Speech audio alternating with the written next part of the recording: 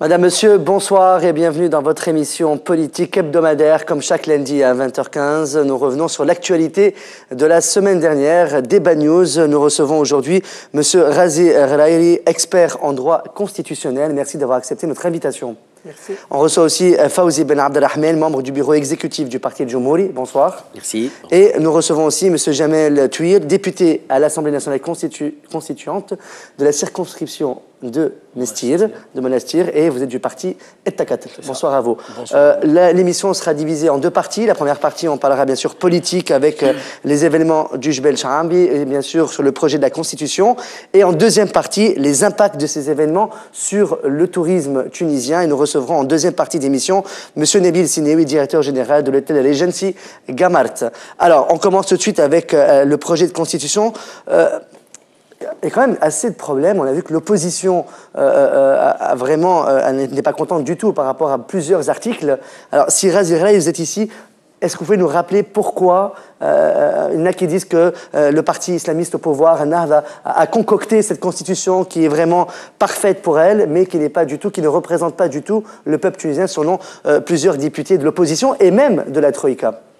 Oui, mais peut-être on devrait rappeler aux téléspectateurs que ce dont on parle depuis le 1er juin, c'est-à-dire le projet de constitution, n'est qu'en réalité que le 4e draft. Et que depuis le mois d'août dernier, il y a eu un premier projet qui était très loin, mais alors là très loin de ce qu'on attendait. Et il y a eu une levée de bouclier d'abord au sein de la Constituante, dans la société politique et surtout de la société civile. Et depuis, chemin faisant, c'est-à-dire depuis près d'un an, on a vu évoluer les différentes moutures de ce projet constitutionnel. Il faut noter, et il faudra saluer, pour ma part en tous les cas je salue, les évolutions positives qu'ont connues les différents textes pour arriver à celui dont on parle aujourd'hui, le projet qui sera soumis à la plénière de l'ANC dans quelques semaines. Vous êtes d'accord quand même qu'il y a plusieurs députés et plusieurs même partis d'opposition qui sont tout à fait contre ce projet de constitution? Absolument. Mais pourquoi ils sont contre? Et je n'en suis pas loin. Mais je crois que raison est surtout attestée d'un fait très important sur le plan politique, c'est que la pression, les propositions, la résistance, le travail de conviction paye un temps soit peu. Je vous donne des exemples. Au mois d'août précisément de l'année dernière, on nous parlait encore de complémentarité entre hommes-femmes au lieu d'égalité. On avait vu au départ un régime politique, mais alors là, très loin de toute idée d'équilibre. C'est pas qu'il est équilibré aujourd'hui, mais il y a eu des pas franchis sur ce. Ça, je crois qu'il faut le noter et il faut le saluer. Est-ce que la version actuelle, le projet qui sera soumis à la plénière, est satisfaisant? Non. Il ne l'est pas encore, et je comprends, du coup, tous ceux qui, aujourd'hui, expriment, pour les uns, leur malaise, pour les autres, leur réserve, et pour certains, leur rejet total. Et d'où est-ce que se nourrissent, en réalité, toutes ces positions? C'est-à-dire que l'on soit dans la critique partielle ou relative, jusqu'au rejet total. Elles se nourrissent, à mes yeux, du fait que ce texte, malgré toutes ces avancées, reste loin sur au moins 3 points. Tout d'abord, le fait qu'on n'ait pas transformé le vœu des Tunisiens de manière claire en une constitution d'une république réellement civile. Je fais rapidement allusion, par exemple, à l'article 141 qui parle de révision. C'est un article quand même qui a fait beaucoup de polémiques quand même, l'article 141. Et à mes yeux, actuellement encore. Il en fera encore. Mais cet article qui est en totale contradiction avec l'article 1er, objet de consensus, et surtout l'article 2 qui parle de république tunisienne comme un État véritablement civil. Un autre point, les libertés, où il y a eu des progrès, mais on voit certaines restrictions, en tous les cas une certaine ombre planer au-dessus de ces libertés. Et à la fin, pour ne citer que ça et pour ouvrir le débat, la partie relative à la justice est trop en deçà pour satisfaire et pour rassurer. Le parquet, par exemple, qui dans certaines versions était totalement indépendant, on a supprimé cette indépendance. La Cour constitutionnelle, il y a vraiment des progrès à apporter à ce texte. Et je termine par le fait qu'on nous a montré à quelques jours, donc avant le 1er juin, les dispositions transitoires de ce texte qui sont, mais alors là, loin de répondre à leurs fonctions et surtout à rassurer pour une transition démocratique. Je vais aller à Takat, qui est quand même dans la Troïka. Alors, qu'est-ce que vous en pensez un peu de cette constitution, de ce projet de constitution? On a vu que ça va être soumis donc, à Moussa Ben Jafar, etc. Est-ce qu'elle est pour ce projet de loi? Est-ce que cette constitution représente, selon vous, le peuple tunisien ou pas? Ou est-ce qu'il y a des lacunes? Est-ce qu'il faut améliorer encore cette constitution? Voilà, merci. De toute façon, donc dans notre plan de travail pour élaborer cette constitution, donc on a fait une conception de manière qu'elle soit ou qu'elle suit la méthodologie participative. C'est-à-dire, donc on avait le souci de faire participer pas tous les citoyens, c'est pas possible, mais du moins toutes les familles politiques et représenter surtout la diversité sociale et peut-être culturelle en Tunisie. Ce n'est qu'un travail humain. Donc il peut s'élever, si vous voulez, il peut être satisfaisant pour tout le monde comme il ne peut pas l'être. C'est le résultat d'un travail humain et tout travail humain est l'objet de critiques certainement. De toute façon, on a essayé donc de fournir toutes les garanties pour avoir un projet de constitution qui répond aux grandes tendances, au moins politiques, et qui représente le maximum de diversité sociale et culturelle de la Tunisie. Qu'est-ce que vous répondez aux gens? Je vous coupe la parole juste 2 minutes. Aux gens qui disent que cette constitution a été faite pour Nav. De toute façon, personne ne peut aujourd'hui se présenter comme porte-parole des Tunisiens. Il faut se présenter un peu modeste pour dire que, à mon avis du moins, ou à l'avis de mon parti ou à l'avis de la catégorie sociale que je représente. Personne ne peut aujourd'hui se présenter comme porte-parole des Tunisiens. Et en plus, il n'y a pas, et c'est Razi, c'est un expert, il n'y a pas de constitution idéale, il n'y a pas de bonne constitution ou de mauvaise constitution. La constitution représente le pays et représente donc le peuple qu'elle représente tout simplement. De toute façon, on a essayé, comme je viens de dire, donc de faire participer tout le monde. On a fait, je rappelle rapidement, donc il y avait un dialogue national ouvert sur toutes les régions de la Tunisie et, oui, on a vu même le premier round, le deuxième round, le troisième round. Il y avait des experts également. Il y a des experts qui n'ont pas répondu donc à notre appel. Qu'est-ce que vous voulez qu'on fasse? Mais il y a quand même d'autres experts qui ont répondu. On les a fait participer. Il y a également les représentants du peuple qui, c'est vrai, ne sont pas tous experts en droit, mais quand même, ils représentent donc les souhaits et ils représentent donc ce qu'attend le peuple. Ce sont quand même des représentants du peuple qui sont élus, etc. Bref, c'est un travail humain qui peut être jugé par des experts, comme il peut être jugé par des gens non experts, mais de toute façon, il y aura une plénière et il y aura toujours l'occasion donc de ramener des amendements, des améliorations à cette constitution. Donc, selon vous, il suffit d'être optimiste. Il suffit d'être optimiste. Selon vous, la constitution, donc elle est pas parfaite, elle est bien. C'est sûr qu'on ne peut pas la concocter pour tout le monde. Hein. Chacun ne peut pas dire ce qu'il veut. Mais allons voir le parti de l'opposition, on va voir le parti Jumhouri. Alors, la Constitution, est-ce que ce projet de Constitution, selon vous, représente le peuple? Selon vous, est-ce qu'il y a des améliorations à faire? Quels sont les articles qui posent problème aujourd'hui? Alors nous, on a été au centre d'une vraie controverse la semaine écoulée au sujet de notre opposition sur le projet de la Constitution, à juste titre. Je pense que nous avons manqué un peu de clarté dans la communication. Et nous avons une position qui est celle qui a été définie en gros par l'Union pour la Tunisie, les partis de l'Union pour la Tunisie, qui a été formalisée. Il y a eu une réunion il n'y a pas longtemps d'ailleurs avec tout le monde, le Massal, avec le Khotob, avec les 5 partis. Nous, les 5 partis, nous avons une position avec une conclusion qui est pas mal quand même. Nous avons une position commune qui s'articule autour de 4 points essentiellement. Voilà. Le premier point, c'est que nous enregistrons avec satisfaction les avancées de cette 4e mouture de la Constitution par rapport aux précédentes, et essentiellement les points relatifs au droit de conscience, à l'équilibre du pouvoir, au droit syndical, etc. Au droit syndical, à l'article 48 qui reste un petit peu, il faut encore un petit peu le travailler, et ça c'est des avancées un peu certaines dans cette version, ça c'est le premier point. Le deuxième point, c'est nous pensons qu'il y a encore des points importants et majeurs sur lesquels on doit trouver des consensus. Et nous avons listé 6 points. Peut-être on reviendra. Non, mais vous pouvez les citer quand même. Donc les 6 points, c'est essentiellement l'article 141 dont Razi vient de parler. C'est l'article 30 qui limite les libertés, mais comme l'article 48 est fait justement pour éliminer toutes les limitations des libertés, donc il n'y a plus lieu de le faire. L'article 48, déjà, il faut l'exprimer de manière à dire l'exercice des libertés et pas les libertés elles-mêmes. C'est la loi définit l'exercice des libertés. Des fois, c'est Razi, un mot bien peut sûr, changer une phrase quand même. C'est très important. Donc, il y a aussi tous les articles relatifs au pouvoir judiciaire, aux constitutions de la haute commission de la haute commission du pouvoir judiciaire, et puis aussi de la Cour constitutionnelle. Aussi, il y a un point qui est l'article 6 qui parle de la neutralité des lieux de culte, du travail partisan, mais aussi politique. Nous aimons préciser ça.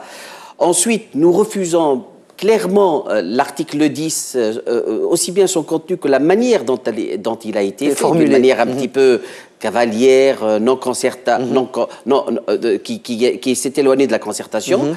Et nous pensons qu'aujourd'hui, d'ailleurs, on est en train d'avancer dans le sens de résoudre ce problème par la constitution d'un groupe qui va travailler sur cet article 10. Il y a aussi l'article 73 qui limite l'âge maximal pour la Pour se candidature présenter en tant que président. 75 ans, je pense. Donc, voilà les points majeurs sur lesquels on aimerait travailler. Ça, c'est le troisième point. Le deuxième point. Le troisième point, c'est le refus de l'article des articles relatifs aux mesures transitoires, la partie, le Beb l'Ashr, c'est-à-dire le numéro 10, et puis la section numéro 10.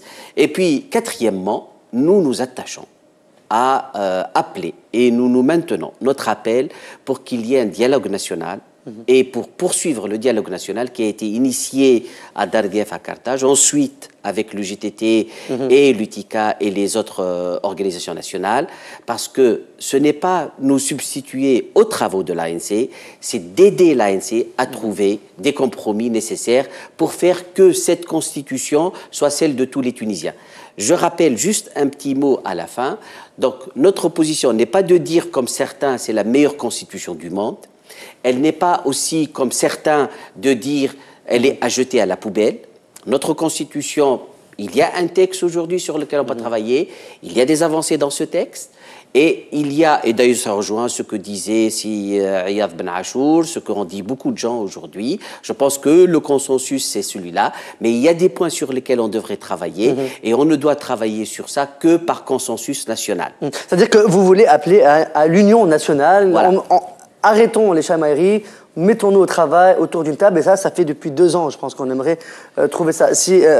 Avec un objectif, si tu permets, excuse-moi, avec un objectif, c'est d'éviter quand même le référendum. Parce que le but, c'est quoi? Le but, c'est d'arriver à un texte qui a l'aval des 2 tiers. C'est ça le problème. Parce que le référendum, personne n'en veut. Parce que même dans les 2 cas, d'ailleurs, si on passe, c'est mauvais que ça passe avec une moitié. Et si ça passe pas, il y a un grand problème de vide constitutionnel. Razi, vous êtes expert donc, en droit constitutionnel. Alors, quand on voit cette constitution, globalement, d'un œil externe, quand il y a les téléspectateurs à la maison qui ne sont pas peut-être au courant de tous les articles, de toutes les petites filatures qu'il y a dans la Constitution, est-ce qu'on peut rassurer aujourd'hui le peuple tunisien à travers ce projet de Constitution?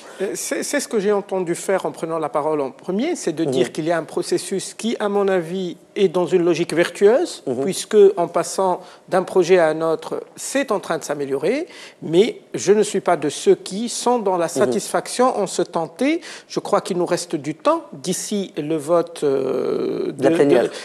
par rapport au texte final, et je crois qu'il faut que tous les Tunisiens, politiques et non politiques, connaisseurs et non connaisseurs de la Constitution, nous nous impliquions dans ce combat, et qui est un beau combat, un combat civilisationnel, contre nous-mêmes, contre nos anciennes traditions, contre la tentation de la facilité, contre la reproduction d'un système qui a failli. S'il n'avait pas failli, on n'aurait pas eu 300 martyrs pour arriver à ce moment historique, et peut-être la classe politique devrait-elle, à un certain moment, taire ses ambitions propres, qui sont respectables, et les calculs politiciens qui sont de nature même ou liées à l'action politique, mais comprendre que c'est un moment, comme a dit un philosophe, destinal, c'est-à-dire il procède du destin d'une nation. Écrire le contrat social sous lequel va vivre et vont vivre des générations de Tunisiens. Je pense qu'il y a une question que tout le monde se pose à la maison ou partout en Tunisie. Quand est-ce qu'on va avoir enfin notre constitution et quand est-ce qu'on va pouvoir passer aux élections selon vous? Selon l'avancée des travaux, est-ce qu'on pourrait avoir une date possible? Ou une période au moins, peut-être? Alors, je m'adonne très peu à ce genre d'exercice, c'est-à-dire regarder dans une boule de cristal. C'est clair. Mais ce que mais je selon peux votre dire, expérience, oui, quoi. oui, absolument. Mais je vais vous dire, je ne crois pas que ceux qui sont en train de nous dire aujourd'hui, de bonne ou de moins bonne foi, qu'on va pouvoir organiser des élections à l'automne prochain, cela ne me paraît pas tenir. Pour une raison très simple. Celui ou l'institution qui fixe le calendrier et met en place la mécanique électorale n'est même pas encore mise en place. L'ISI, dont la loi a été votée et dont le processus de mise en place a été, on va dire, assez lent et ensuite ralenti et je crois même totalement bloqué aujourd'hui après la décision du tribunal administratif. Donc le processus qui va faire naître l'institution qui va organiser et elle décider n'a même pas abouti. Je crois que pour le moment, et on risque d'être d'ailleurs contredit par le processus, si ça va encore prendre de temps, on ne pourra pas organiser d'élections avant la fin du premier trimestre 2014 dans la meilleure des hypothèses. Takatel, est-ce que vous êtes d'accord avec ces propos?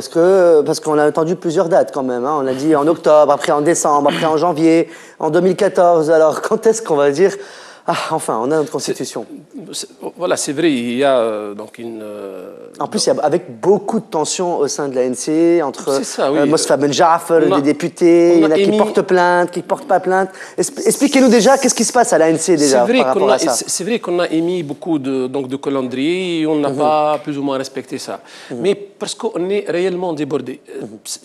Sans politique, sans rien du tout, on est débordé parce qu'on est on est à la fois donc. Il faut dire qu'aussi qu'on s'occupe de beaucoup de chamailleries. On fait la législation. Monsieur Amour Chtiwi, il a volé le carnet de Madame Salah Ben Aïcha. Je pense que c'est des choses, c'est des petites cacahuètes. On n'a pas besoin. Mais des trucs qui arrivent. Donc il y a. Non, mais ça retarde. Il y a dans certains parlements, ça verse beaucoup d'encre pour rien. C'est dit, dans beaucoup de pays démocratiques, il y a des députés qui prennent des chaises, donc ils se cassent. J'espère qu'on va pas en arriver là. Non, ça arrive, mais de toute façon, ça c'est. C'est pas le moment en tout cas. C'est pas le moment, c'est vrai. Voilà. Et c'est vrai qu'on a émis pas mal de calendriers. On est débordé par la législation, par la Constitution. Par les événements aussi. Et par les événements. Et réellement, on devrait être également au diapason avec les réalités, avec les choses qui... Donc on n'est pas déconnecté du monde.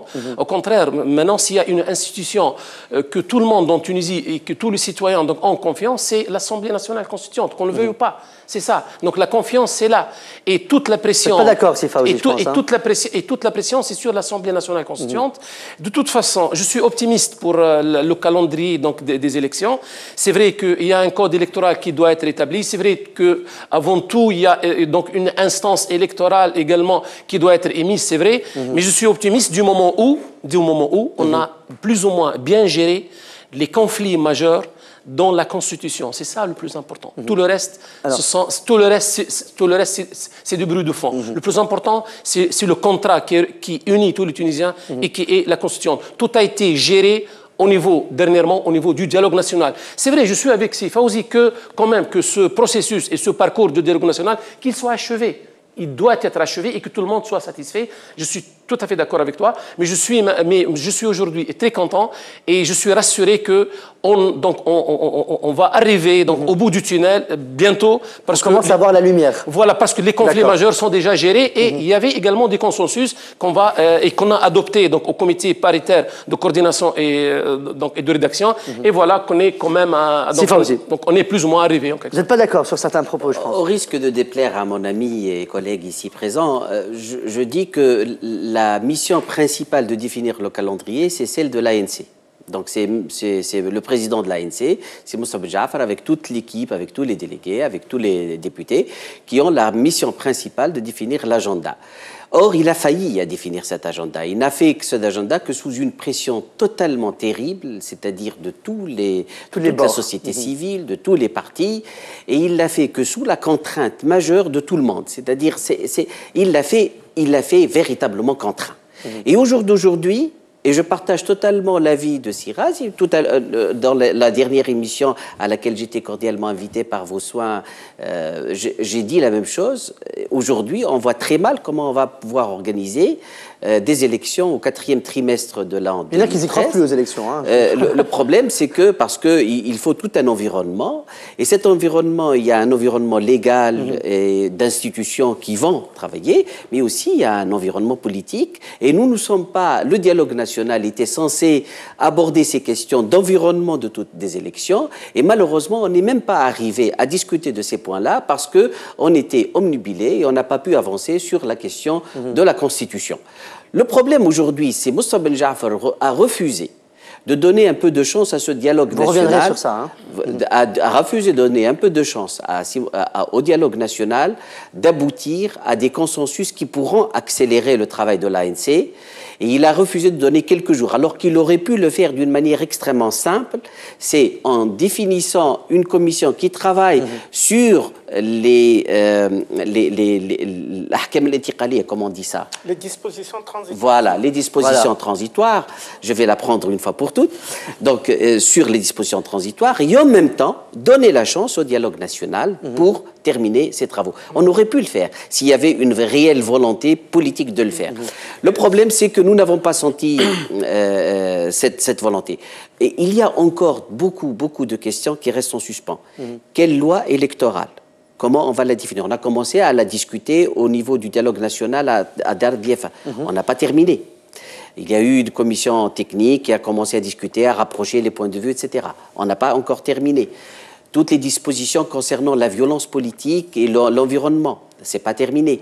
Est-ce que l'ILPR rentre dans ce cadre-là, en fait? Normalement, tous les partis qui étaient parties prenantes du dialogue national, elles sont toutes nous sommes tous appelés à travailler là-dedans et à essayer d'avancer. Donc le dialogue national, nous sommes des intégristes du dialogue peut-être. Voilà. Nous voulons qu'il y ait un dialogue national qui permette de résoudre tous les problèmes. Rien ne se fera sans dialogue et sans consensus. Même si c'est un débat entre des personnes qui ont un engagement partisan et elles sont aujourd'hui dans la différence de positionnement, je voudrais tout simplement réagir à ce qu'a dit Sijamel par rapport à la réalité qu'il décrit et que je crois absolument. C'est-à-dire, il dit, nous sommes débordés, il y a beaucoup de lois et nous n'arrivons pas à tenir les calendriers successifs qui ont été annoncés. Mais je crois, Sijamel, c'est un problème de méthode dès le départ. C'est-à-dire... D'organisation. Oui, c'est-à-dire qu'il aurait fallu, dès le départ, mettre ce qu'on appelle une rétroprogrammation.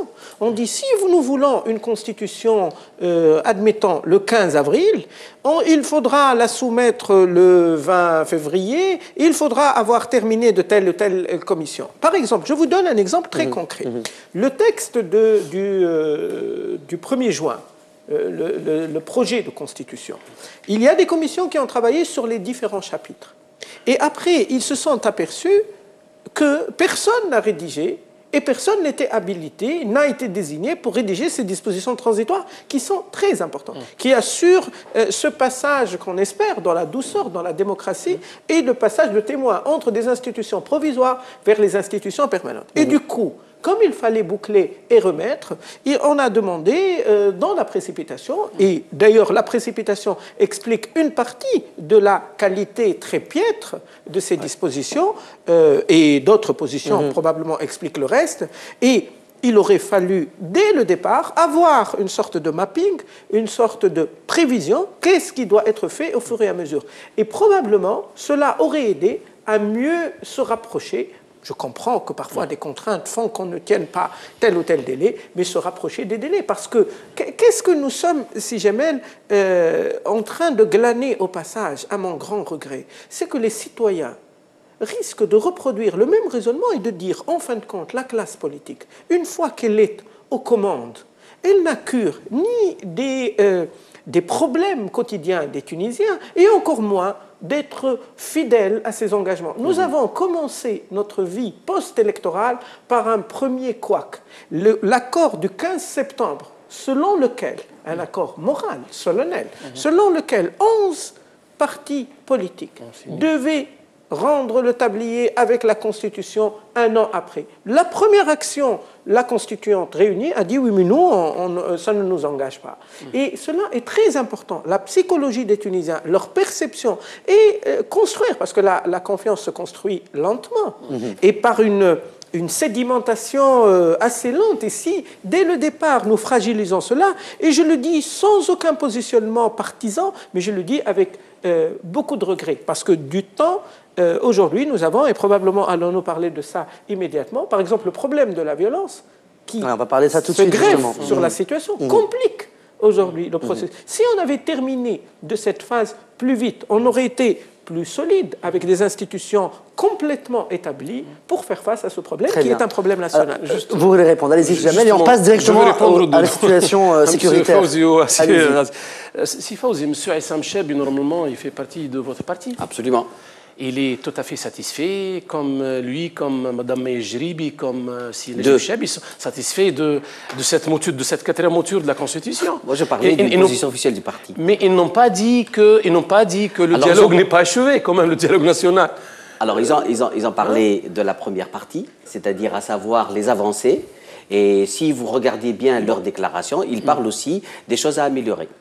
Bien sûr, il y aura toujours, même après l'adoption de la Constitution, il y aura toujours des choses à améliorer. Justement, concernant les calendriers, concernant donc les engagements de l'ANC, c'est vrai, si on avait donné cette tâche d'élaborer la Constitution uniquement à une équipe d'experts, comme voulaient certaines personnes, c'est vrai. Donc, normalement, il serait possible de faire cette Constitution en 3 mois. Non, mais justement, une seconde. Non, s'il vous plaît. Vous aurez remarqué que ce n'est pas ce que j'ai demandé. Non, pas vous. Pas vous, Siraj. Non, c'est pas ça. J'ai dit d'autres personnes. Les élus. D'autres personnes. J'ai dit des personnes. Mais la rétroprogrammation, c'est une question d'organisation. C'est vrai, question d'organisation. Mais il y a des choses qui viennent toujours, qui sont imprévues. Il y a des événements qui se passent en Tunisie et que l'ANC et le président de l'ANC, ils doivent être à l'écoute et ils doivent être au diapason de tous ces événements. Si jamais la gestion de l'imprévu fait partie de la gestion des calendriers. Elle fait partie. C'est-à-dire, il y a des techniques pour ça, il y a des spécialistes, nous en avons beaucoup. Même à l'ANC, on en a quelques-uns. Des gens qui savent faire un planning, un rétro-planning, comme le disait. Et il y a un autre facteur que je n'ai pas voulu évoquer, mais vous m'avez poussé pour l'évoquer. Allez-y. Il y a également pas mal de partis, pas mal de gens, pas mal de personnes, pas mal, je ne sais pas, d'organismes, qui mettent le bâton dans les roues, donc on peut dire ça. Surtout avec l'assassinat du martyr Chokri Blaïd, surtout avec ce qui se passe à Chambi, surtout ce qui se passe à Haïtadam, avec les sit-ins, avec tout ce que vous voulez, avec le blocage de certaines routes. Alors, réponse. Non, il y a également, ça fait partie de la règle du jeu. Moi, je ne jette la balle à personne, mais ça fait partie de la règle du jeu. Ce sont des facteurs qui nous entravent. Vous avez utilisé un slogan de la communication de Nahda. Donc vous avez pris votre casquette Troïka maintenant. Mais c'est pas grave, c'est de bonne guerre. Comme citoyen, je suis optimiste. La responsabilité du gouvernement, c'est de gérer les affaires courantes du pays. La responsabilité de l'ANC, c'est de définir, la responsabilité première de l'ANC, c'est de nous sortir une constitution. Et la législation, Attendez. La responsabilité première, j'ai bien dit première, c'est de gérer la Constitution.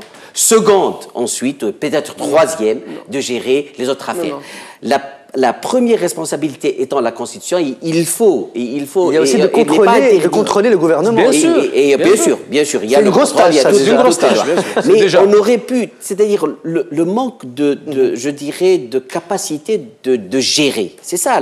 Mais je ne parle même pas au niveau technique, si jamais. Je parle au niveau gestion. C'est-à-dire la capacité de gérer un planning, la capacité de gérer un groupe dans le cadre d'un objectif. Mais je pense aussi que beaucoup de membres membres de l'ANC, ils n'ont pas beaucoup d'expérience politique. Je parle de la direction. Moi, je parle de la direction. Okay. Il y a des cadres.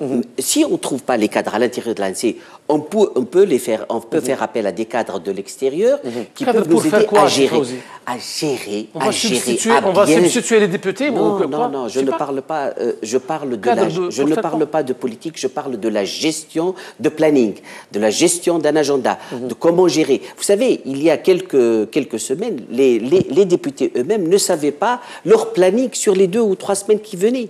Et nous avions beaucoup de problèmes à programmer des activités dans nos propres partis à cause justement de ce manque de vision. Et aujourd'hui, qui devrait normalement, au jour d'aujourd'hui, reposer la question du planning? Tout le monde sur les plateaux, nous disons aujourd'hui, attendez, le 4e trimestre, maintenant, c'est risqué.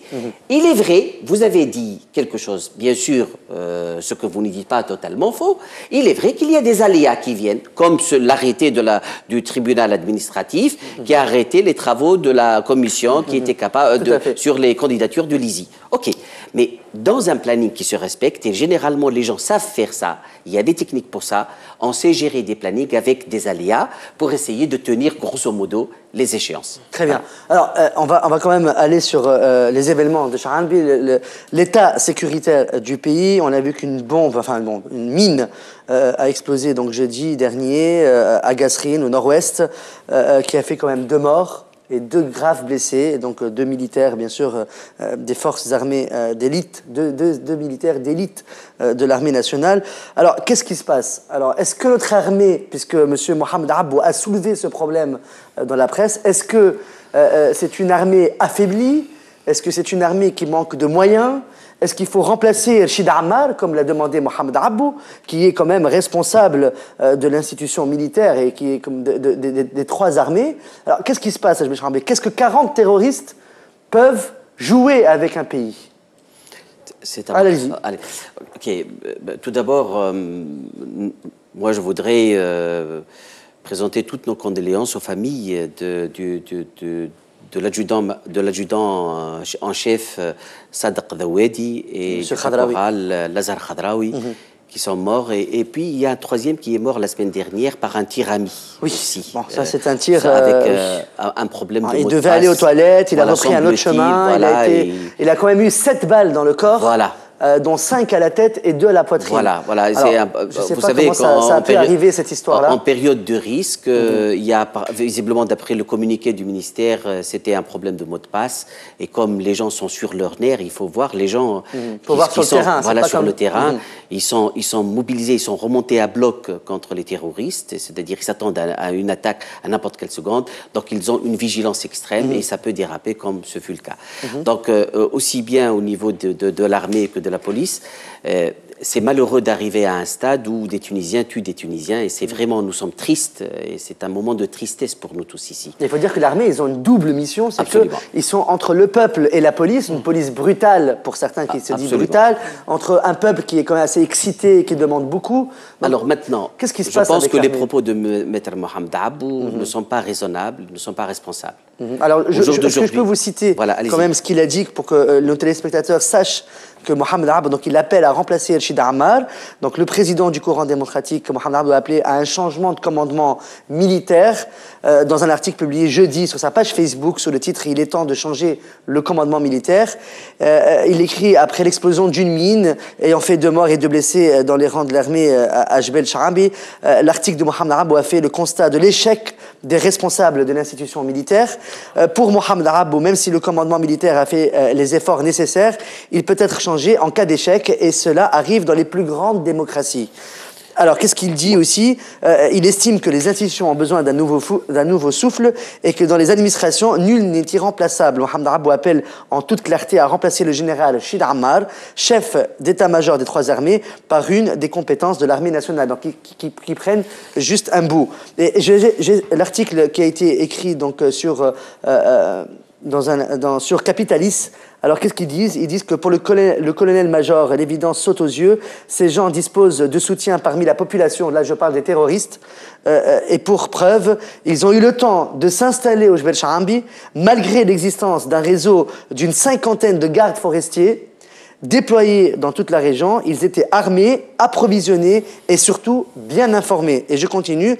Autre objet d'inquiétude, les 2 mines ayant explosé samedi et jeudi ont été posées quelques heures après le ratissage de la zone par l'armée nationale. Les poseurs ne sont donc pas descendus de la montagne. Ils ne viennent pas de l'intérieur de la zone encerclée par l'armée, mais de l'extérieur de celle-ci, c'est-à-dire des régions environnantes de Gasserine. Alors, qu'est-ce qui se passe à ce niveau-là? Moi, je pense que l'armée, il y a un problème avec l'armée, en tout cas. Les Tunisiens connaissent que les hammers de l'armée, c'est tout ce qu'on connaît. Leurs fusils mitrailleurs, ils sont un peu pourris. Alors, ça, c'est ce que les gens disent. Après... Moi, je pense que si Mohamed Abou rate une belle occasion de se taire. Alors, allez-y.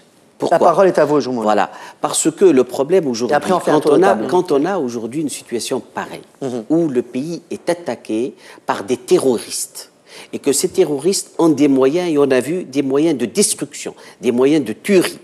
La seule chose, il n'y en a pas d'autre, à faire aujourd'hui, c'est une union sacrée avec notre armée nationale pour combattre ce fléau. La seule chose, il n'y en a pas d'autre. Une fois on a attaqué, une fois on a réglé ce problème, on pourra ensuite voir le bilan et faire le bilan du professionnalisme ou pas de nos dirigeants militaires, etc. Aujourd'hui, il s'agit d'une union sacrée derrière nos forces armées. Nos forces armées ont les moyens, ont les ressources. Ce commentaire-là, il affaiblit le moral de nos troupes. Il s'agit aujourd'hui de gonfler le moral de nos troupes à bloc. Et c'est ça le problème aujourd'hui.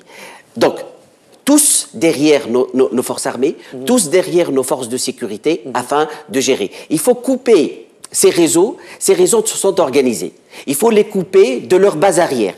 C'est des bases arrières idéologiques, c'est des bases arrières financières et c'est des bases arrières logistiques. Idéologiques, il faut arrêter les discours de haine et d'apostasie dans les mosquées. Aujourd'hui, c'est un résultat direct. Nous l'avons dit à plusieurs reprises. Le premier responsable pour nous de cette affaire-là, c'est M. Ali Al-Araïd, ancien ex-ministre de l'Intérieur. Nous avons cité à plusieurs reprises le problème et la menace terroriste. Nous l'avons dit à plusieurs reprises. On nous a toujours dit arrêtez d'exagérer. On a parlé de l'armement. On nous a toujours dit arrêtez d'exagérer. Ils ont traité l'information et les moyens d'information de tous les noms d'oiseaux parce qu'on parlait de réseaux, de trafic d'armes, etc. Et aujourd'hui, ce que nous sommes en train de dire, voilà le résultat.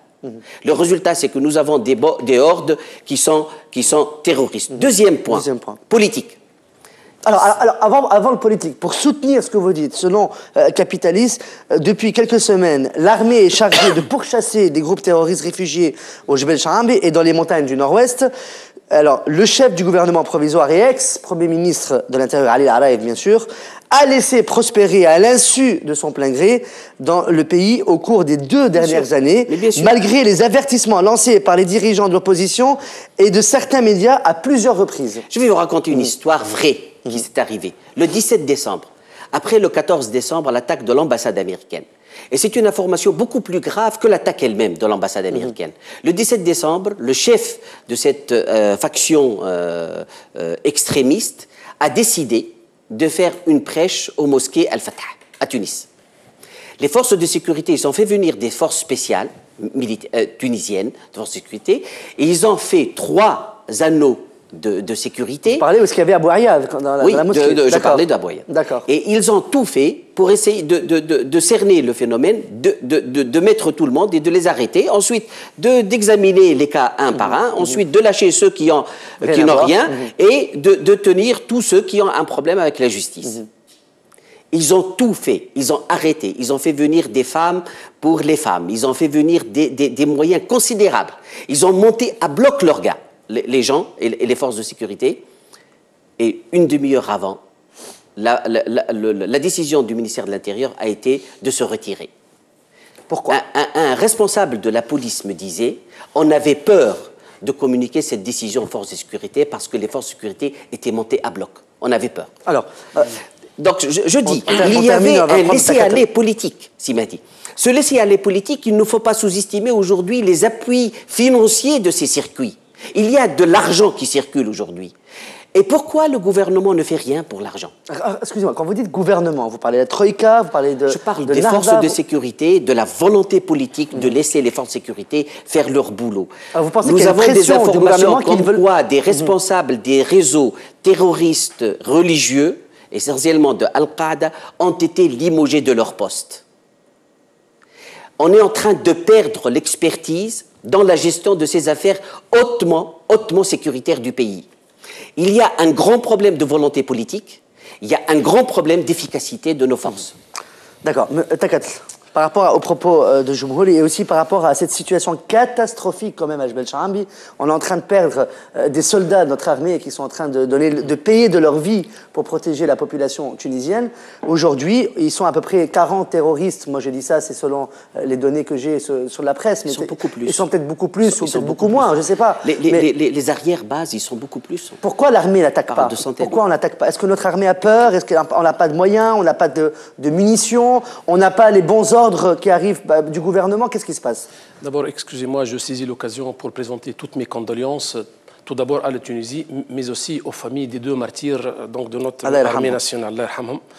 Justement, tout d'abord, il faut définir ces faits qui ont été donc survenus dernièrement, qui sont survenus, que ce soit dernièrement ou un peu plus tôt à Chaambi. Ça, c'est du terrorisme. Il faut le définir, il faut le reconnaître. Ça, pur et dur.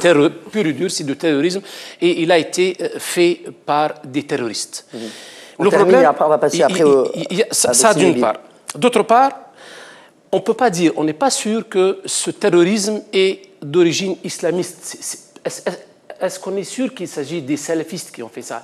Est-ce qu'on est sûr que c'est Al-Qaïda dans le Maghreb arabe qui fait ça? Il faut tout d'abord faire toutes nos enquêtes. Eux-mêmes faisant partie d'Al-Qaïda. Moi, et on sait, on connaît Al-Qaïda. S'il vous plaît, merci. Justement, il faut tout d'abord, justement, parce que pour prendre, il faut définir, parce que lorsqu'on prend une position, ou lorsqu'on prend une mesure, donc pour réagir contre ce fléau, il faut bien le définir pour ne pas... Selon vous, le gouvernement n'a pas encore de preuves concrètes que ce sont des islamistes ou pas? Je pense, parce que moi, personnellement, politicien comme je suis, moi, je vois une certaine liaison, donc un fil directeur qui lie entre l'assassinat de Chokri Blaïd, de ce qui se passe donc, si vous voulez, donc à Chaambi, et également avec ce qui s'est passé à Sidi Bou Saïd, donc ils ont brûlé le tombeau de Sidi Bou Saïd, etc. Et ça, moi je le mets dans le même sac. Bref, en tout cas, tous ces événements ne font pas de la bonne promotion pour le terrorisme. Il y a des gens qui ne veulent pas que le processus de cette transition démocratique ne soit pas achevé.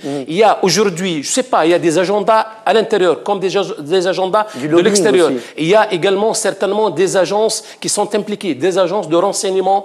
Il y a des gens qui ne veulent pas, qu'on ne veuille pas que le processus démocratique, surtout là-dedans il y a des islamistes, il y a Nahda, il faut que ce processus n'arrive pas à être achevé. Il n'arrive pas, si vous voulez, donc, il ne doit pas être donc achevé. Et ça, c'est plus ou moins... C'est Nahda elle-même qui traite ces groupes de religieux, justement, pour l'armée, notre armée n'est pas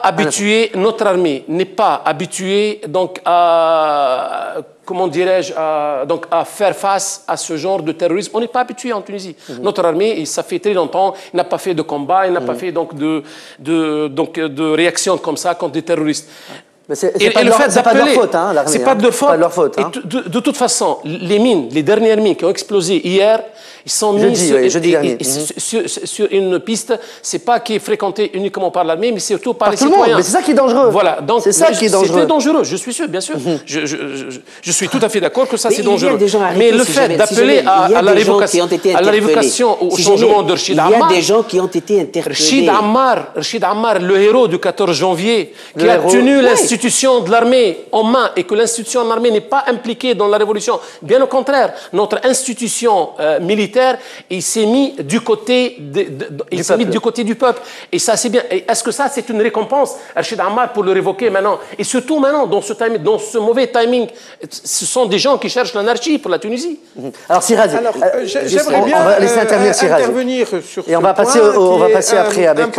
Je vais essayer d'être bref, mais je me joins d'abord à tous ceux qui ont une pensée à la mémoire des disparus et au chagrin de leur famille, bien évidemment. Je crois qu'on est en train de commettre une erreur si nous arrivons à la démarche intellectuelle qui fait que nous traitions la violence qu'on est en train de voir d'un côté et le terrorisme. Une violence crescendo quand même. Et le terrorisme d'autre part. Séquer ces deux phénomènes, c'est d'abord s'interdire de les comprendre. Nous vivons dans l'après-révolution. Nous assistons à une recrudescence de la violence comme jamais la Tunisie ne l'a connue. Nous n'oublions pas qu'un militant politique a été lynché, qu'un leader politique a été assassiné, que des partis politiques voyaient petit à petit leurs meetings, leurs actions chahutées, des milices au vu et au su de tout le monde, intervenir à côté de la police le 9 avril 2012 et la commission d'enquête n'a pas rendu son rapport pour faire. On a vu la maison, au sens psychologique, de l'UGTT attaquer la veille d'un jour mémorable qui est la commémoration de l'assassinat de Farhat Hached. Tout ça, à mes yeux, ça forme des maillons d'une seule et même chaîne. Comme nous n'avons pas apporté les réponses adéquates dès le début, ce phénomène, aidé par des interventions étrangères, aidé par la porosité de nos frontières et l'entrée massive d'armes. On a découvert des caches d'armes avec un armement TNT même. de militaires, c'est-à-dire... C'est des armes lourdes. Et donc, le fait que l'enquête sur l'assassinat de Chokri Belaïd piétine tant, de manière incompréhensible.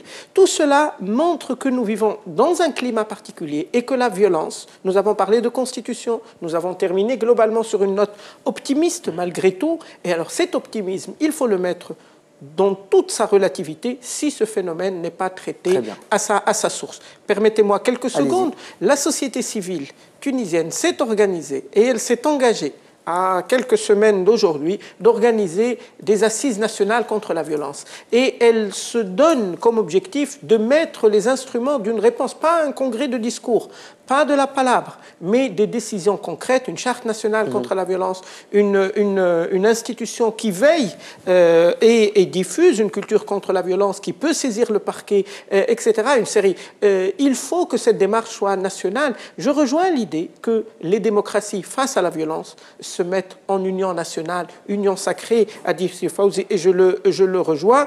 Les démocraties face à la violence informent leur population de manière respectueuse et transparente. Les démocraties face à la violence restent respectueuses des droits de l'homme, respectueuses du droit au procès équitable. En deçà de cela, nous ne sommes pas bons pour apporter une réponse adéquate. C'est une question qui concerne tous les Tunisiens. Et c'est déplorable de voir qu'il y a un calcul politicien sur le traitement qu'on devrait avoir concernant cette question qui risque de saper les fondements de notre société. Très bien. Merci beaucoup, Monsieur Razi El Ghrey. On va vous libérer. Je sais que vous avez beaucoup de choses à faire en ce moment. Et nous accueillons sur le plateau tout de suite Monsieur Nabil Sinewi, directeur général de l'hôtel Regency Gamal, justement, pour parler des impacts de ces événements sur notre tourisme, qui est bien sûr une de nos ressources principales en Tunisie. Merci beaucoup. On accueille Monsieur Nabil Sinewi. À tout de suite.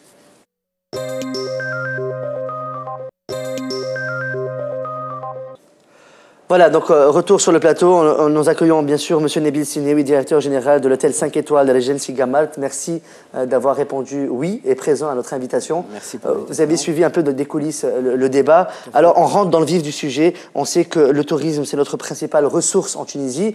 On n'a pas énormément de pétrole, on n'est pas le Qatar, etc. Alors, le tourisme, qui est quand même un secteur qui a pris des coups de massue depuis avant même la Révolution, quand même.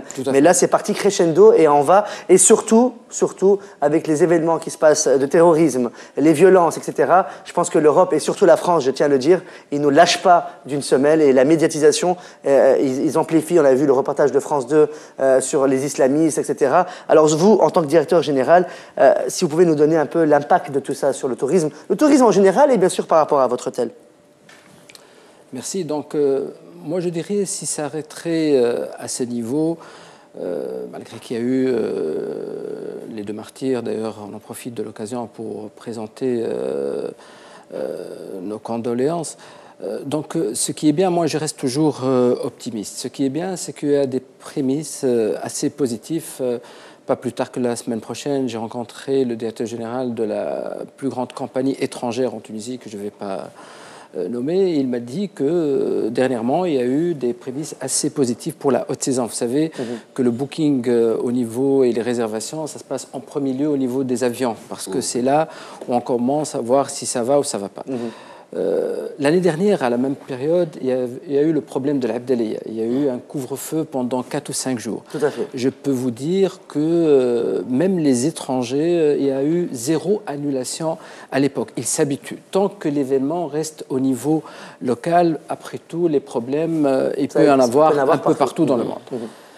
Maintenant, c'est un peu plus délicat, c'est beaucoup plus compliqué si ça s'amplifie encore plus. Jusqu'à présent, malgré, je dis, nos martyrs de la semaine dernière, jusqu'à présent, on maîtrise, il n'y a pas de débordement. Pour rester optimiste, moi, je peux vous dire, du moins pour le tourisme d'affaires, vous savez que le tourisme d'affaires, le meilleur mois, c'est le mois de juin actuellement. Et puis, il y a une reprise au mois de septembre, octobre. Et les gens, que ce soit même en Europe ou en Occident, ils réservent maintenant parce qu'ils savent que le mois de juillet, ça va être le mois de Ramadan et le mois d'août, c'est un mois de congé chez eux. Il y a beaucoup de demandes sur le mois de septembre et octobre. Et ça, je peux vous dire que ça dépasse un peu même les résultats de 2010. Donc, les gens, ils y croient encore. Bon, maintenant, il faut qu'on maîtrise la situation, il ne faut pas qu'il y ait des débordements. Et j'espère qu'on va arriver à maîtriser la situation. Le rôle des médias, bien sûr, il est très important. On doit relater les faits, mais sans amplifier. Je vais donner la parole à nos politiciens. Mais vous, en tant que directeur général, vous avez des contacts en Europe, etc. Quel est le feedback ? Qu'est-ce que vous avez comme feedback? On a peur? Qu'est-ce qui se passe? Est-ce que les médias européens, ce qu'ils nous donnent comme information, est-ce que c'est à la hauteur de l'ampleur de ce qui se passe en Tunisie ou pas? Comment ça se passe? Vous savez, c'est vrai qu'il y a quelques médias, surtout français, qui essaient d'amplifier. Qui essaient d'amplifier. Sachant qu'il y aura aussi, je sais, le 24 de ce mois, un reportage de la même chaîne qui a fait un envoyé spécial sur France 2. Oui, le 24, qui sera vraiment beaucoup plus positif. J'espère d'ici là. Le coup, alors. Oui, voilà, je crois qu'ils vont rattraper le coup. C'est pour ça qu'on peut dire que c'est pas très crédible des fois ce qui se dit, ou bien on essaie d'axer sur des points qui sont très négatifs. Donc, mais moi, pas plus tard que la semaine dernière aussi, j'étais à Barcelone et j'ai discuté avec des étrangers, même des Espagnols, c'est-à-dire, et en revenant sur la Tunisie, j'ai vu une file de touristes espagnols qui venaient sur la Tunisie. J'ai essayé de discuter avec eux. Moi, je peux vous garantir que les gens, ils se disent, mais bon, voilà, il y a le côté positif. Tout d'abord, j'ai suivi un peu dans les coulisses le fait qu'ils suivent la Tunisie, qu'on parle de constitution, qu'il y a des libertés maintenant, et ça, c'est très positif pour eux. Il reste, si on arrive à maîtriser ces problèmes de terrorisme, et je crois que le feedback à l'étranger n'est pas très amplifié, à part la France. D'accord. Parce que la France, elle est très proche, on essaie toujours d'amplifier les problèmes. Sachant, je dirais, pas plus tard que 2 ans ou 3 ans en arrière, il y a eu un énorme problème à Marrakech, c'était un attentat terroriste par excellence, et je peux vous garantir que les gens sont restés solidaires au Maroc, et même au niveau communication, et puis la reprise s'est faite très rapidement. Je vais donner la parole à nos politiciens. Encore une fois, je vais la reprendre un petit peu avec vous, parce que j'aimerais tirer un peu plus d'informations. On a vu quand même que notre tourisme est en train de voyager. On est en train de perdre un peu le tourisme en Tunisie. Il est en train de partir au Maroc. Les destinations, elles sont beaucoup plus axées vers le Maroc que vers la Tunisie. Est-ce qu'on a un pourquoi? Est-ce qu'on connaît?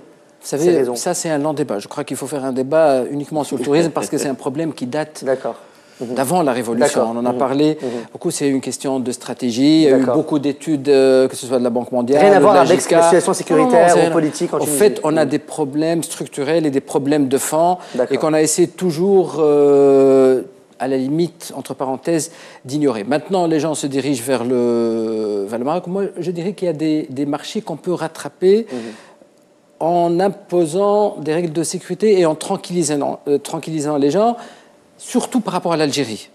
Et surtout quand on sait que beaucoup d'Algériens, ils viennent par voie terrestre.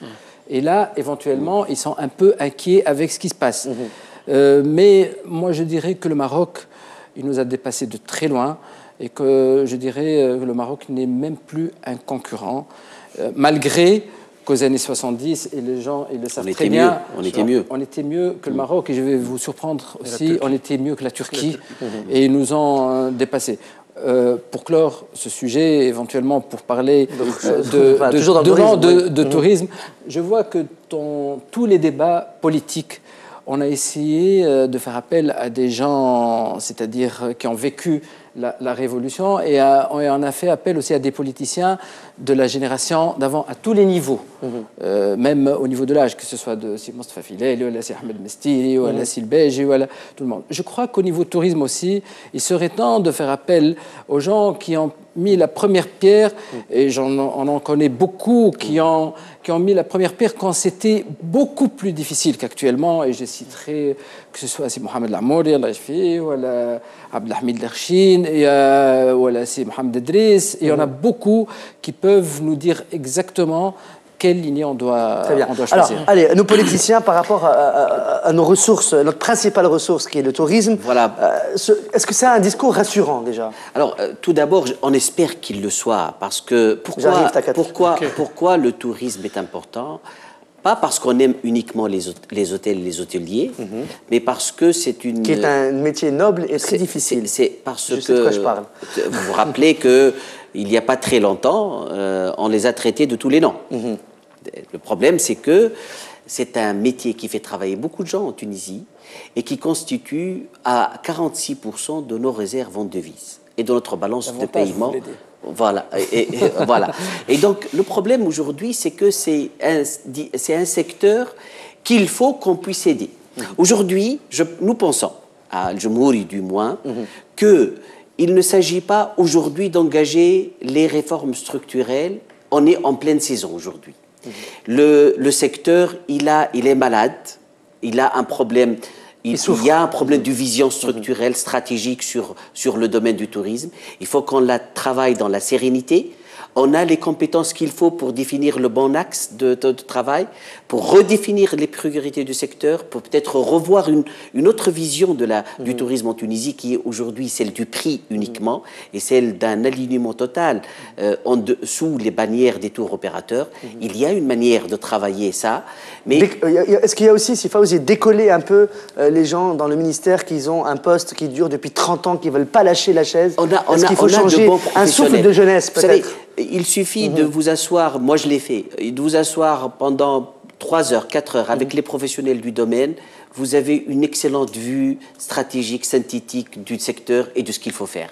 C'est-à-dire le quoi faire, il est facile en Tunisie. C'est le comment faire qui reste. Le comment faire, c'est la capacité de voir clair et c'est la capacité d'exécution. Moi, je disais tout simplement, en termes de priorité, la sécurité, bien entendu.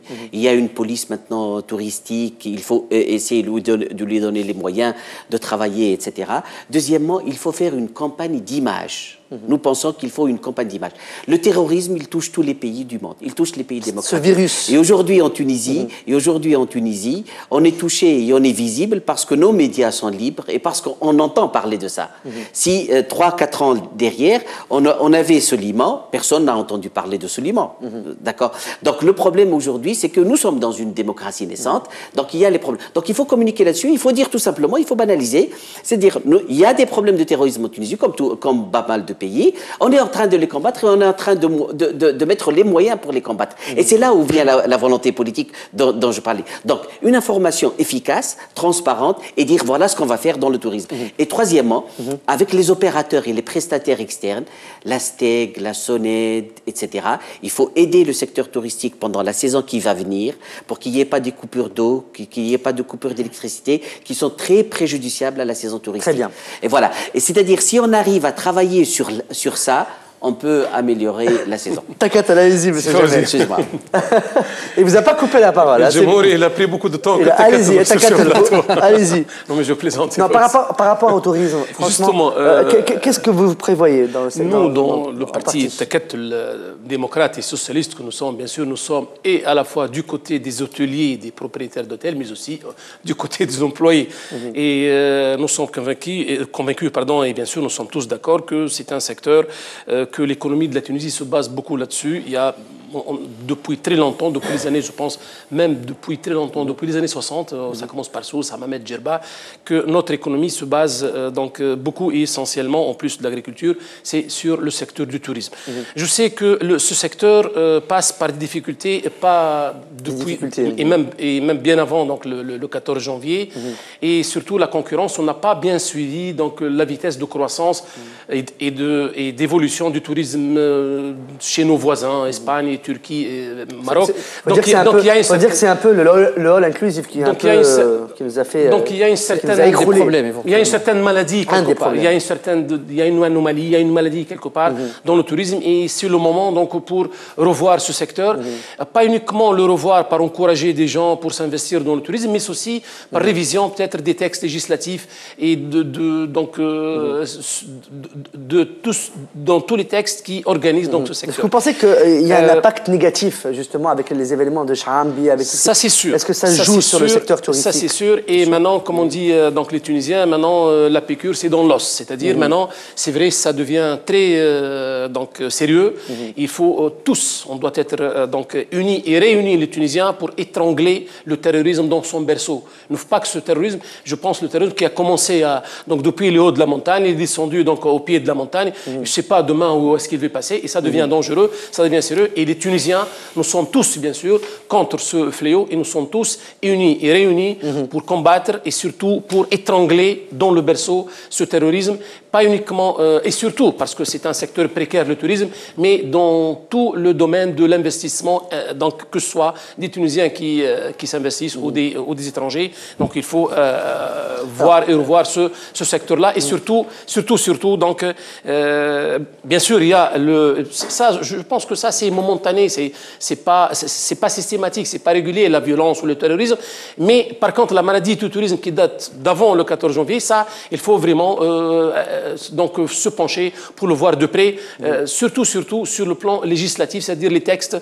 qui organisent le secteur du tourisme, il faut les revoir donc pour qu'ils soient au niveau et pour qu'ils soient donc au standard du moins méditerranéen donc du tourisme. Je pense que vous avez entendu parler de la Roumaine ou l'Ukrainienne qui est venue en Tunisie et qui a été renvoyée. Elle est arrivée, on l'a renvoyée dans son pays, on pensait qu'elle faisait partie du groupe féministe Femen. Alors, qu'est-ce que vous en pensez un peu de ça? Je pense que Femen, ils sont en train d'intervenir partout quand même, mais de là à renvoyer une touriste qui vient, ou bien, je peux vous parler aussi des 2 Italiens qui étaient à Gelsis, qui se sont fait tabasser là-bas et qui sont rentrés. Alors, est-ce que ce sont des soucis que tout pays peut avoir Peut-être qu'on craint un peu pour leur sécurité. Moi, je dirais chaque citoyen et chaque étranger qui a son visa et qui peut accéder et a le droit d'accéder en Tunisie, sauf ça peut être valable pour les femelles ou bien pour les extrémistes religieux, si jamais on sent ou on croit qu'ils peuvent porter atteinte à une sécurité qui est encore assez fragile. C'est pour leur intérêt, entre autres, peut-être, de ne pas les laisser. Alors, je pense. Mais ça doit être valable pour tous. La dernière parole est pour vous. Qu'est-ce que vous souhaitez pour le secteur touristique? Qu'est-ce qu'il faut faire pour le secteur touristique? Et quel message vous voulez donner à nos politiciens, aujourd'hui ici présents, mais aussi à qui nous regardent en ce moment, ou à l'Assemblée nationale constituante, où on voit ce combat politicien qui veulent rester, qui veulent prendre le pouvoir. Aujourd'hui, vous êtes aussi un citoyen tunisien, avant d'être directeur général du Legend Sigamart. Qu'est-ce qu'il faut dire? Qu'est-ce que vous voulez dire aujourd'hui? Moi, je crois qu'il y a 2 points importants. Le premier, je voulais rejoindre Fawzi par rapport à ce qu'il a dit concernant la transparence par rapport à ce qui s'est passé, à ce qui se passe, et éventuellement, on doit s'attendre encore à des jours difficiles. Il faut rester transparent, il ne faut jamais oublier qu'en 2002, quand il y a eu le problème de la riba, on a perdu le marché allemand, et jusqu'à aujourd'hui, on n'a jamais pu récupérer ce problème parce qu'on n'a pas été transparent avec les autorités allemandes, et on les a induits en erreur. Donc ça, par rapport à ce qui doit se passer dans l'immédiat. Pour l'avenir, tout le monde sait que par rapport au tourisme et par rapport aux problèmes fondamentaux du tourisme, il y a eu 3 études stratégiques, il y a eu un plan stratégique, il faut l'appliquer à la lettre. Il y a la structure administrative, il y a l'environnement, il y a l'endettement, il y a la formation, il y a le marketing, il y a 6 secteurs, il y a des points faibles. L'avantage, c'est qu'on connaît les points faibles, il y a un projet, il y a tout un plan. Et un plan d'action, il faut qu'il soit suivi par n'importe quel ministre, qu'il soit du Takatel ou du Jomhouri, ou quelle que soit la personnalité qui va prendre en charge le ministère, et laisser aussi les compétences de l'Office national du tourisme tunisien, qui connaissent très bien les problèmes, ils connaissent très bien les diagnostics. Et d'ailleurs, ça a commencé depuis décembre 2010 par un énorme séminaire à ce niveau. Je crois qu'on doit suivre ce que nous a dit la Banque mondiale et puis les Japonais lors de leur étude en 2002. Alors, voilà. Merci beaucoup, Sénébil Sinéoui. Un dernier tour de table, peut-être, par rapport aux propos de Monsieur le Directeur Général. Oui, absolument. Moi, je pense que nous ciblons, je crois, 7 millions de touristes en 2013, ce qui correspondrait à peu près à une croissance nulle par rapport à 2012. J'espère qu'on va les atteindre. Ouais. Moi, tout simplement, je pense qu'il va falloir essayer de faire des plans pour une forte communauté algérienne qui peut faire peut-être la différence au niveau du tourisme. Donc, il faut essayer d'adapter. Et puis aussi, il faut peut-être encourager le tourisme intérieur. Puisque ça permet peut-être d'améliorer également la condition. Alors il faut surtout que le gouvernement peut-être aussi, nous pensons qu'il faut qu'il s'éloigne aujourd'hui des débats ou des décisions qui risquent de créer polémique, comme la société de recouvrement, etc. C'est pas le moment aujourd'hui. Il faut qu'on passe directement à... Il faut qu'on laisse cette saison se passer bien. Quand elle se passe, ensuite on a le temps de voir ces problèmes-là. Je pense qu'il y a un facteur qu'on n'a pas parlé, ce sont les médias. Il faut que les médias quand même s'impliquent et aident donc, de leur façon et de leur angle donc, de vue, d'aider donc, notre secteur, du moins donc à court terme, mais à long terme, comme je viens de dire. Donc je redis la même chose, à long terme, il faut revoir vraiment beaucoup de choses. C'est vrai qu'il y a des compétences dans le ministère du Tourisme, mais il faut revoir tout ça. Voilà.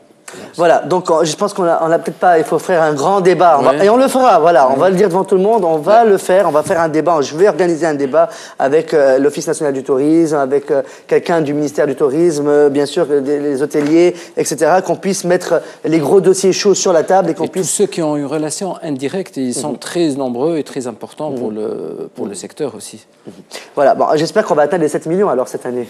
On l'espère, oui. On espère. Voilà, donc Débat News, c'est terminé, on a essayé on est passé à côté de beaucoup d'actualités de ce qui s'est passé la semaine dernière, mais je pense que la principale actualité en est venue, c'est Jebel Charambi, le terrorisme et bien sûr le projet de constitution et bien sûr l'impact sur la saison touristique de 2013. C'est pour ça que M. Nabil Sinéoui est venu et je vous remercie d'avoir accepté notre invitation. M. Nabil Sinéoui, directeur général de l'hôtel 5 étoiles de Regency Gamart. Merci d'avoir accepté notre invitation.